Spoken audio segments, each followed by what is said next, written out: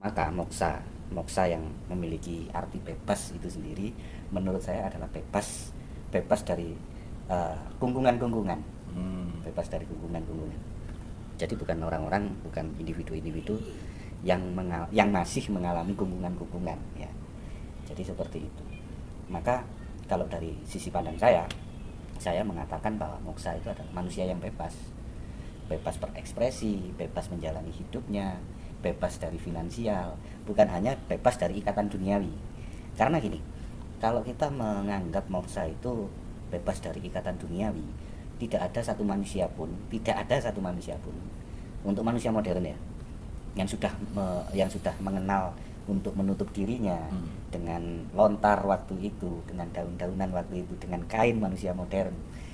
Jadi manusia-manusia yang sudah mengenal rasa malu itu tidak bisa mengalami moksa. Kalau kita menganggapnya moksa ini adalah orang-orang yang bebas dari ikatan duniawi. Karena apa? Kita masih mengenakan pakaian. Pakaian itu sendiri adalah bentuk dari duniawi. Oke, selamat berjumpa lagi dengan kita di sini di acara live streaming channel Spiritual Universe. Tak luput dan tak lupa selalu kami ucapkan selamat berbahagia bagi kita semua, dan bagi Anda di luar sana yang belum bahagia, jangan lupa untuk bahagia. Sebelum acara ini kita mulai, kami segenap kru Spiritual Universe mengucapkan rasa duka yang dalam kepada saudara-saudara kita, terutama yang di lereng Gunung Semeru yang tadi siang mengalami erupsi. Mudah-mudahan Ono erupsi kan? ada tadi. Bukan. Mudah-mudahan selalu sabar dan segera mendapatkan kebahagiaannya kembali. Sebelum acara kita mulai, kita tanya-tanya dulu terhadap kepada narasumbernya. Bagaimana, Bos? Kabar hari ini? Tetap Jangan waras, kaget. tetap waras. Oke. Sebenarnya ini acara ini tadi dadaan, nggak ada apa namanya menu untuk acara siaran langsung. Tapi berhubung ingat akan ada pertanyaan request dari salah satu follower kita untuk dijelaskan tentang moksa, tolong dibuatkan sebuah video yang berkenaan dengan istilah moksa. Maka ini jadwalnya tidur kita membuat video siaran langsung. Kalau melihat sejarahnya moksa itu, menurut apa yang saya ketahui itu berasal dari ajaran agama Buddha ya, Hindu. Kalau saya baca-baca di artikel itu, moksa itu seperti Apa? Intinya moksa itu adalah kesempurnaan hidup. Ini menurut saya loh, nanti beda lagi dengan yang akan dibahas. Ini sepengetahuan saya, maksudnya moksa itu sesuatu kesempurnaan hidup. Maksudnya ketika seseorang sudah melakukan perjalanan hidupnya, di akhir hidupnya dia ya apa sih ngomongnya? Melakukan moksa. Melakukan yang namanya moksa, mengalami moksa atau kesempurnaan. Dan cerita yang berkembang yang saya terima itu biasanya orangnya moksa itu hilang, nggak ada jejaknya. Contohnya yang terjadi pada sejarahnya Gajah Mada yang saya tahu itu terkenal dengan dia itu moksa. Moksa dalam artian di penghujung hidupnya itu hilang, nggak ada bekasnya sama sekali gitu loh. Kan kalau kita ngomong secara realitas, secara ilmu kenyataan, kan kayaknya nggak mungkin gitu loh, Bos. Ada orang hidup dilahirkan, begitu mati hilang karena mengalami yang namanya moksa itu tadi. Saya sendiri di sini juga benar-benar belum paham. Mungkin nanti dengan sharing dengan Bos W selaku narasumber, kita akan mendapatkan sedikit ilmu tambahan. Monggo Bos, langsung Ya, dibahas saya juga sedikit. mengucapkan selamat malam dan jangan bosen. Ya, untuk moksa ya. Moksa itu sebelumnya adalah bahasa Sanskerta. Asalnya Sanskerta. Asalnya Sanskerta. Muk itu berarti membebaskan atau kebebasan. Sanya itu adalah singkatan dari samsara, siklus hidup dan mati. Akan tetapi moksa itu sendiri sebenarnya apabila tidak dipenggal, moksa itu memiliki definisi bebas. Ya, yang kemudian dari Sanskerta itu diadopsi oleh Hindu, yang mana dalam ajarannya termasuk dalam Pancasrada. Srada itu adalah keyakinan, termasuk Brahma, Atma, terus apa lagi ya? Lupa saya. Ya, intinya ada di Pancasrada. Akan tetapi di sini saya akan membahasnya dari sisi yang berbeda, karena juga untuk menghormati dan menghargai saudara-saudara kita yang beragama Hindu. Iya. Jadi adapun Satcit Ananda itu artinya adalah kebahagiaan tertinggi. Kebahagiaan tertinggi. Maka moksa yang memiliki arti bebas itu sendiri menurut saya adalah bebas dari gunggungan-gunggungan. Bebas dari gunggungan-gunggungan. Jadi bukan orang-orang, bukan individu-individu yang masih mengalami gunggungan-gunggungan, ya. Jadi seperti itu. Maka kalau dari sisi pandang saya mengatakan bahwa moksa itu adalah manusia yang bebas berekspresi, bebas menjalani hidupnya, bebas dari finansial, bukan hanya bebas dari ikatan duniawi. Karena gini, kalau kita menganggap moksa itu bebas dari ikatan duniawi, tidak ada satu manusia pun untuk manusia modern ya, yang sudah mengenal untuk menutup dirinya dengan lontar waktu itu, dengan daun-daunan waktu itu, dengan kain manusia modern. Jadi manusia-manusia yang sudah mengenal rasa malu itu tidak bisa mengalami moksa. Kalau kita menganggapnya moksa ini adalah orang-orang yang bebas dari ikatan duniawi. Karena apa? Kita masih mengenakan pakaian. Pakaian itu sendiri adalah bentuk dari duniawi. Paham maksudnya ya? Paham. Nah, gitu. Jadi dari teman-teman yang berkeyakinan, yang beragama, kalau kita masih mendeskripsikan ke arah sana, maka nanti tidak akan ketemu. Karena ini konteksnya adalah pikiran. Iya. Kembali konteksnya adalah pikiran. Jadi moksa itu adalah sebuah kebebasan, bebas. Artinya moksa itu adalah bebas. Berarti moksa itu bisa diartikan adalah mereka orang-orang yang sudah merdeka gitu ya? Orang-orang yang sudah merdeka itu adalah moksa. Seperti misalkan Bill Gates sudah tidak membutuhkan apa-apa. Rumah dia sudah punya, anak dia sudah punya, bebas finansial, bebas waktu, tidur pun dia gajian, sudah tidak memikirkan uang lagi. Itu contoh orang-orang yang moksa ya? Contoh orang-orang moksa. Jadi kalau kita mendefinisikan moksa ini adalah seseorang yang sudah bisa lepas dari ikatan duniawi, dalam tanda kutip hanya finansial, hanya gemerlap duniawi, ini nanti salah kaprah. Salah kaprah. Adapun yang tadinya dengan ulas sedikit tentang bahwa moksa itu adalah seperti dicontohkan pada Patih Gajah Mada, Mahapatih Gajah Mada, itu juga tidak benar. Yang jelas menurut pandangan saya dan beberapa arkeolog yang saat ini pun masih meneliti, mencari jejaknya di beberapa kakawin, itu juga menerangkan tentang sepak terjangnya Gajah Mada, pelariannya, peperangannya, dan banyak lagi lainnya. Jadi beliau artinya bukan moksa yang tiba-tiba di penghujung hidupnya beliau menghilang tanpa jejak, ya. Bukan yang seperti itu. Yang jelas beliau meninggal, beliau tewas dalam satu peperangan atau dalam masa tua pelariannya, atau di mana, ke tengah hutan atau di tempat yang memang terpencil, hingga akhirnya tidak ada yang mengenali jasadnya. Kalaupun ada, mungkin penduduk di masa itu tidak mengenal tulisan,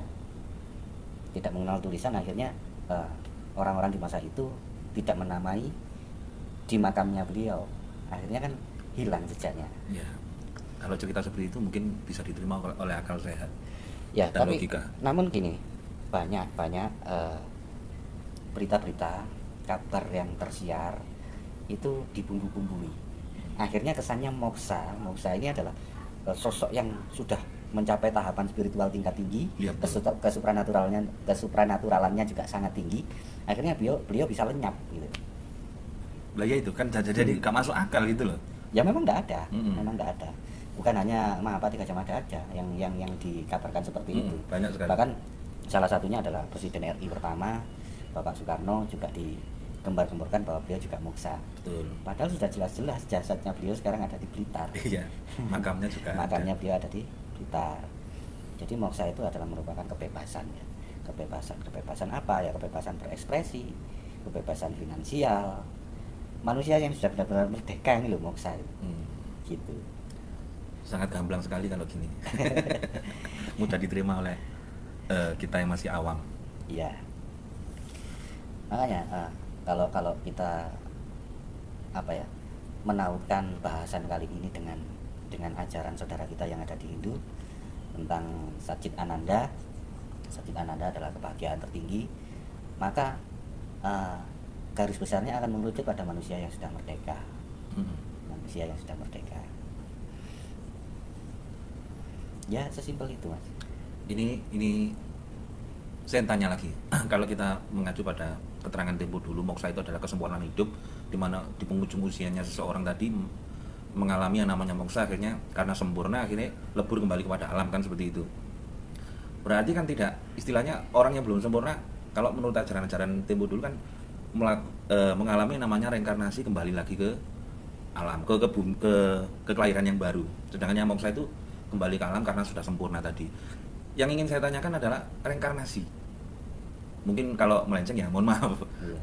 Kenapa dengan reinkarnasi? Iya, ini reinkarnasi ini menurut versi Bos Lee sendiri bagaimana? Tidak ada. Jadi kalau reinkarnasi yang terlahir kembali ya, sosoknya di kehidupan masa lalu seperti ini, terus akhirnya kehidupan saat sekarang seperti ini, itu tidak ada. Tidak ada. Karena dalam sebuah siklus di salah satu ajaran dari saudara-saudara kita yang beragama Hindu ya, alam semesta ini sudah pernah hancur beberapa kali. Hancur total ya. Hancur selama beberapa kali. Nah, awal dari terbentuknya alam semesta kita bukan mengerucut pada terbentuknya hancurnya yang beberapa kali itu, akan tetapi awalnya. Kalau kita berbicara tentang awalnya, akhirnya nggak ketemu. Sebelum adanya awal ini reinkarnasi dari siapa gitu. Iya itu. Jadi yang reinkarnasi ini adalah pengetahuan. Ibaratnya ya ruh dan sukmanya yang terreinkarnasi. Ini kan jelas lagi. Berarti istilah reinkarnasi itu bisa dimaknai lagi ya? Bisa. Pengetahuan yang berulang seperti itu maksudnya? Ya, pengetahuan yang berulang atau pengetahuan yang terlahir kembali dengan terbarukan. Jadi ya, seperti itu. Masuk akal sekali. Sebenarnya kalau kita mengulik tentang bahasan-bahasan masa lalu, jika kita mau berpikir untuk menyederhanakannya, itu akan sangat mudah untuk dipahami. Nah, tetapi kalau kita sudah terkungkung pada satu petakan tertentu, apapun bahasan dan agama orang yang mempelajari itu, kalau dia sudah terkungkung, maka akan sulit untuk berkembang. Karena kungkungan itu adalah satu patokan dasar gitu. Kungkungan kan adalah satu patokan dasar. Ya, artinya gini. Ini sebuah contoh ya. Menggoreng itu kungkungannya adalah menggunakan minyak gitu. Kan dasarnya itu. Yeah. Akan tetapi kenyataannya menggoreng menggunakan pasir itu juga bisa gitu.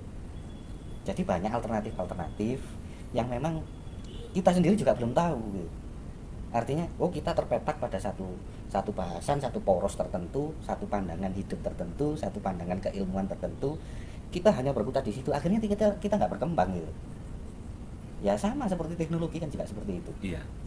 Logikanya matahari bisa kita gunakan untuk bahan bakar, kan ya aneh loh. Secara logis itu nggak bisa kita menjangkau ke arah situ. Iya. Tapi kenyataannya ya benar-benar ada tenaga surya. Tenaga surya saat ini.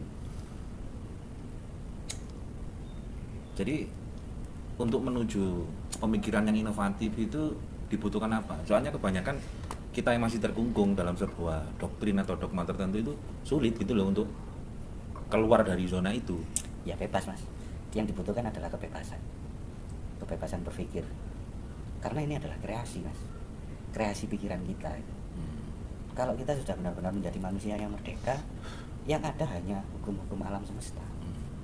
Yang ada hanya hukum-hukum alam semesta. Entah itu terpaut dengan sains, entah itu terpaut dengan logika-logika, ya hanya itu.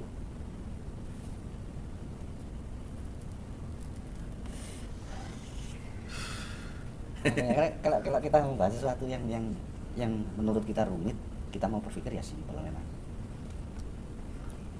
Jadi intinya ya mungkin kembali ke moksa tadi ya, kita menjadi orang-orang merdeka dulu, bebas segalanya termasuk bebas pikiran untuk berinovasi. Ya, makanya moksa atau muksa. Ada beberapa kalangan, beberapa golongan, teman-teman yang berkeyakinan, teman-teman yang beragama mendefinisikan itu dengan satu poros pandangan tertentu. Akhirnya pandangan yang lainnya nggak diterima gitu. Misalkan ya, mohon maaf ini hanya sekedar contoh. Sang Buddha Gautama misalkan, Sang Buddha Gautama adalah salah satu orang yang mampu mengalami moksa. dalam satu lingkaran cakramanggilingan.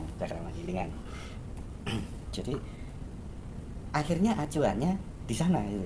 Akhirnya acuannya adalah Sang Buddha Gautama itu tadi. Jadi definisi moksa menurut teman-teman agama Buddha arahnya ke sana. Gitu. Jadi bukan manusia yang bebas lagi. Akhirnya manusia yang bisa lepas dari ikatan duniawi, ikatan gemerlap duniawi. Padahal kalau kita berbicara tentang duniawi, realita kehidupan dan sebagainya, ini semua adalah kenyataan gitu.